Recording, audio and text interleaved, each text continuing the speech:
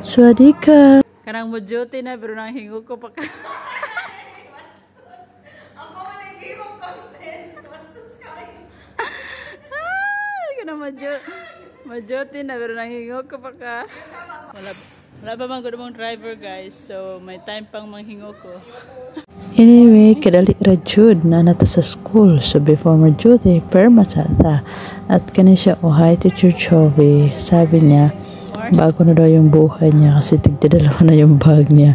Dati kasi wala siya talagang kabag-bag. Ngayon tigdadalawa na, ayan, na-promote kasi siya.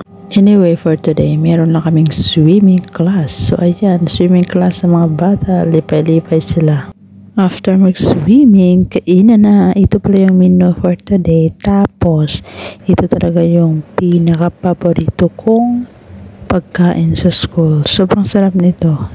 May noodles na siya ng mga maliliit pero may soup at saka gulay. Gutom tayo dyan, diba? Tada! Sige, kain na ng kain kasi gutom ka, design. Pagkatapos ko walang kumain ay binigyan ako ng ice cream ng aking kaparehang Thai teacher. So ayan, syempre meron tayong panghimagas. Sarap kaya nito. Salamat talaga sa aking kaparehang Thai teacher. Kain lang ng kain na naman. Sa sobrang init ba naman, so gaganahan ka talaga. At nga pala, meron din akong mangga. Binigyan ako ng estudyante ko dati, diba? Naalala pa rin ako, ganyan talaga basta mababait. Mabait ka, may mangga ka. At syempre, hindi lang mangga, may bayabas pa. Diba? Ang sarap-sarap. After na pala nito, gumawa na ako ng aming project. Actually, ang aming project ay owl.